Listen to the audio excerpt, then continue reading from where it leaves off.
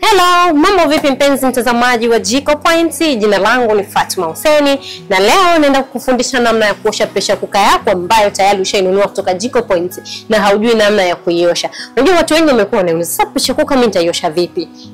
Naosha jiko lizima au naacha naosha nusu nusu? Sasa mimi leo niko hapa kwa ajili ya kuelekeza namna ya kuosha pressure cooker yako. Na hapa ambacho tutahitaji ni sabuni, kama unavyoona sabuni hii hapa. Utahitaji osheo letu. Hili ni osheo ambalo tayari linatumika kila siku kwa ajili ya kuosha vyombo lishakuwa laini. Lakini hapa nina osheo ambalo halijai kutumika. Ina maana ni jipya. Unaona kabisa ni tofauti na osheo la awali. Kwa hiyo hapa tunaenda kuosha nini? Kabla ya kwenda kuosha, kwanza tunahakikisha tunapangua vyombo vyote au vitu vyote vilivyopo kwenye pressure cooker, ikiwepo ni kutoa waya.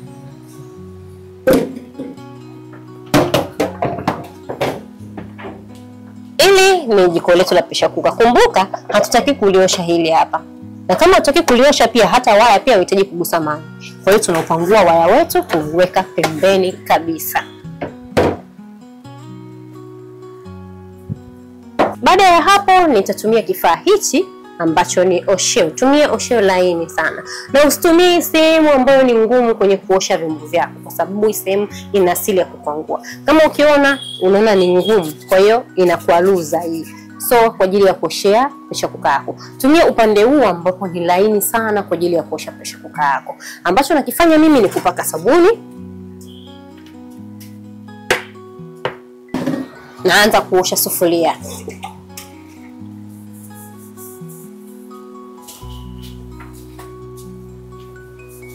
Naosha sufuria nikihakikisha kwamba sufuria lote ni safi.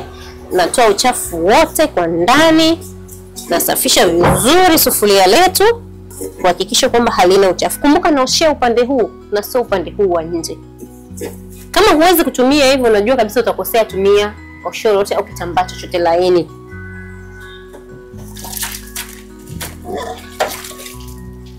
Baada ya hapo unaisuza.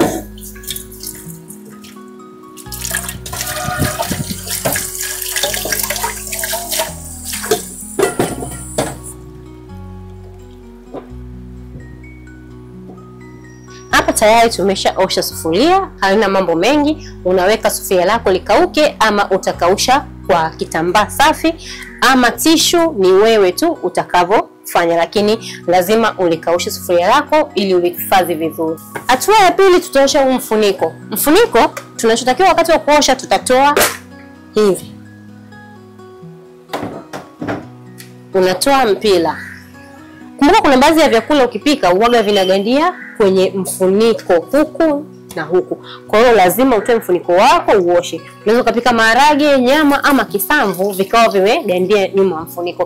Kwa hiyo ni muhimu ukatoa kuosha ili chakula kinachobaki kisitoe harufu.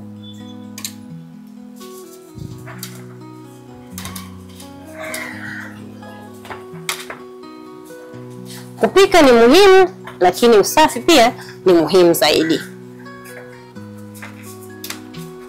Kwenye mfuniko pia wakati unaosha kuna kitu kinaitwa valve.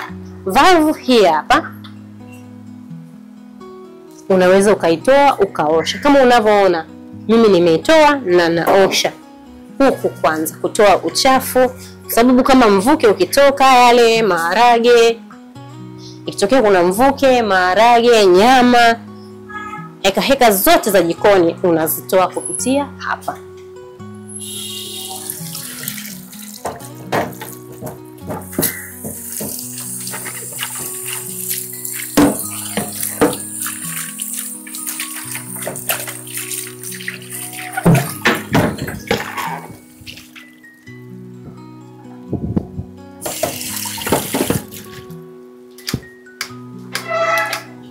Mpishi mbona anaosha vyombo kwenye sinki tu? Hata kama unaosha vyombo kwenye beseni, unaosha tu kawaida, bado unaweza kuosha kama ninavyoosha mimi. Cha msingi ni kwamba chombo chako kitakate.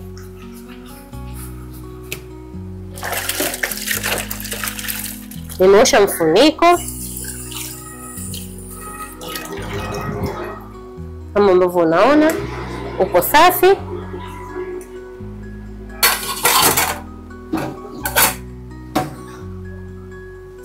Baada ya hapo nasafisha valve.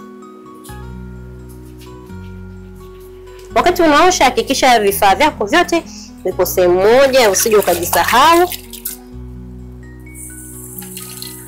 Nasafisha vizuri. Hii ndio valve yetu kama unavyoiona na imekuwa safi. Tunahifadhi na yenyewe. Tunafuata mpira. Mpira pia tunausafisha vizuri kabisa.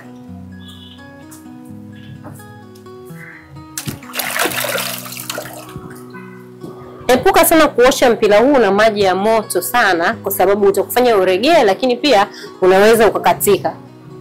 Kwa hiyo ni vyema wakati wa kuosha kwa tumia tu maji ya kawaida ya baridi ama ya uvuguvugu.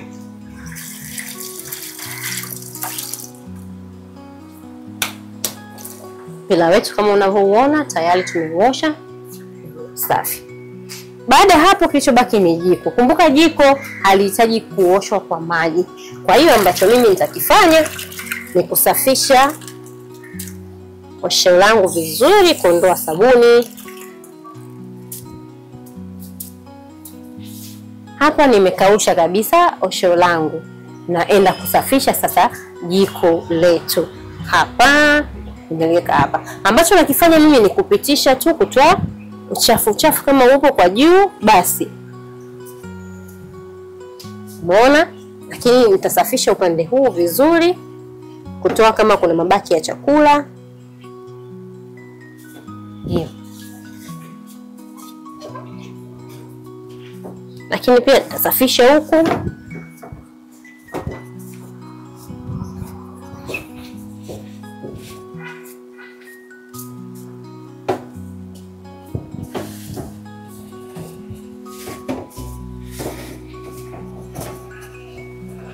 Nitatoa hichi hapa. Hichi nitakitoa, kinatoleka. Chenyewe unaweza kukisafisha tu kawaida. Sababu hichi kinakusaidia kuweka jasho, maji yale.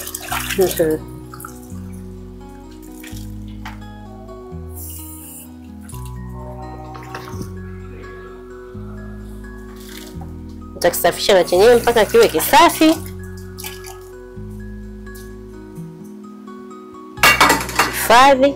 Kumbuka niliweka osho ambalo sijaligusa kwa ajili ya kuendelea kusafisha pressure cooker. Kwa hiyo hapa nalitumia pia vizuri kidogo kusafisha pressure cooker kwa ufasaha zaidi na kuhakikisha pressure cooker yangu inaendelea kuwa safi na inadumu kwa muda mrefu.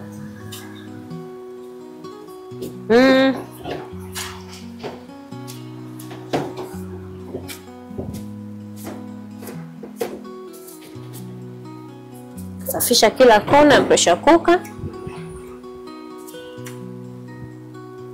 Nimetumia kwa sababu ina vincha vigumu, kwa hiyo itanirahisishia mimi kugusa sehemu nyingi bila kujiumiza mikono wala kuumiza kifaa changu.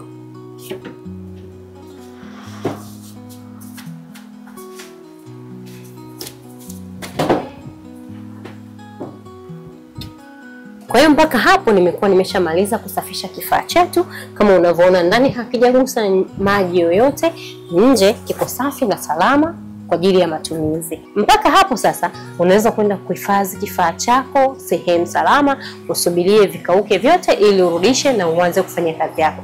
Ni njia rahisi kuhifadhi pressure cooker, lakini unatakiwa kuzingatia pia usafi, kwa sababu ukipika chakula alafu ukao hujaosha vyombo vyako vizuri, bado chakula chako kitakuwa hakivutii. Mimi ni nani sasa nisikufundishe wewe namna ya kusafisha pressure cooker yako? Ni hiyo tu kwa siku ya leo. Jina langu ni Fatuma Hussein, lakini kama ukihitaji pressure cooker yako hii utaipata kwa 170 kutoka Jiko Point. Utaipata kwa bei ya kulipia kwa pamoja, lakini unaweza kulipia kidogo kidogo. Hebu fikiria, ni sehemu gani unalipia kila siku 2000 tu unaendelea kutumia kifaa chako? Tembelea Jiko Point au tupigie simu 0677088088 ili kupata kifaa chako. Unasubiri nini? Karibu Jiko Point.